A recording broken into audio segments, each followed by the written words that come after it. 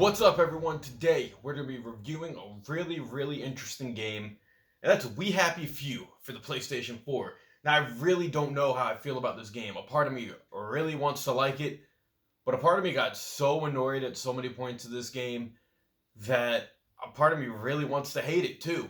Now, We Happy Few, it's a very interesting concept. The way I want to explain this going off, and it's the way I felt about it the moment I put it on, is if you were to take the movie Clockwork Orange and put it in a video game.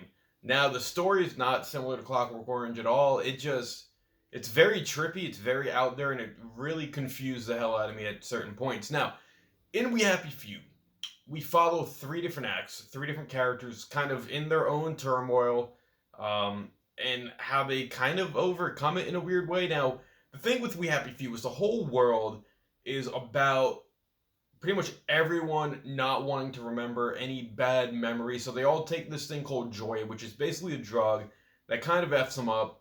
And if you're not taking joy, either the cops harass you, the people harass you, these robots harass you, and they all just want you dead. Now, one thing I noticed about this game that I was really confused about, a lot of the times when people are chasing after you, they'll go, there he is, there's the murderer. And half the time I didn't even kill anyone in the game, so I don't know why I'm being called a murderer. I thought it was very disrespectful, but it's very interesting because it's a first-person game, and the game does a lot of things right in character development and just atmosphere, but the game does a lot of things annoying. So one thing is each different character has its own quirks. Arthur's kind of your straight-up character. There's a guy named Ollie who has diabetes, and if his blood pressure or blood sugar gets too low and you don't hit him with a glucose syringe, you can't revive yourself with health packs to the full extent that you should be able to because he's diabetic. And then you have Sally, who she's like a mother, but kids aren't allowed because they all got sent away, and she's hiding the kid, but she has to keep going back to feed the kid and change the kid's diaper. And it's just a lot of things that I get it in terms of, how you're going to describe this character and how character development's going. But it was so annoying. The other thing that was annoying in this game was the combat. Now, the combat to me tried to play a lot like Skyrim and Elder Scrolls in terms of how it was going about in its first-person view, the weapons you had, how you could block and hit them with it. But then you take a lot more damage than you probably should. And I know you get skills, you can upgrade your character to get different abilities and make them stronger. But the problem with that is some of the skills say you become healthier and you become stronger, but I swear that you don't.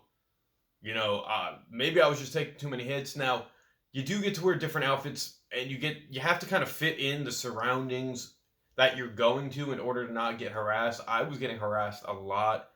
But that's just kind of how I played the game, I guess. Now, the one thing, performance-wise, I didn't like. I witnessed this game go through a lot of different stutter, a lot of different jitters. It froze on me a few times, and it blue screen error coded out on PS4 for me a few times, which definitely takes away from the whole experience.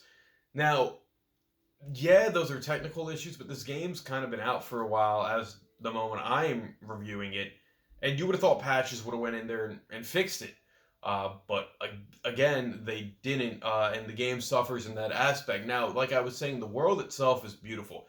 The characters are kind of cool, kind of annoying. Just everyone's always offended with wherever you are and whoever you are. They really just don't like you is what I'm getting out of this. And I'm not really sure what you've ever done to be the bad guy. Now, as I said, this game annoyed me a little bit. I kind of skipped a bunch of the cutscenes towards the end just because I wanted to finish the game. Now, people who were into those open world first-person games, probably like Fallout, Elder Scrolls, I think you'll like this, but this game doesn't have the polish that those games have.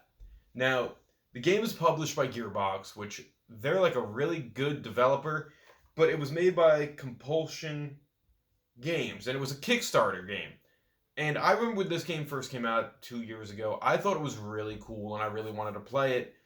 And now, as I've played it, if I were to review this game, maybe a 7 at the most. Like I said, the game had a lot of charm. The game had a lot of good things going for it. It has that really 1960s alternative retro flux England where everyone's on drugs at any given point, which was cool.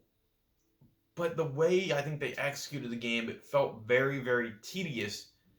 And I don't think, and I hope not, that's not how they wanted to come across, because to me, it kind of turned me off. With that being said, that's my little quick review of We Happy Few. I really, really wanted to love this game. Unfortunately, it had too many things that just bothered me about it. From the slowdown to the tediousness to some of the quests were just annoying, and just how you kind of get attacked wherever you go. Um, Crafting was a cool mechanic.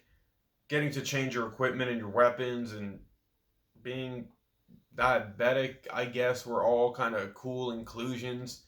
But at the end of the day, We Happy Few, I guess it's only going to leave a happy few. Thank you for watching, guys. Like the video, share it, subscribe to the channel. As always, I'll catch you next time. See you, bye.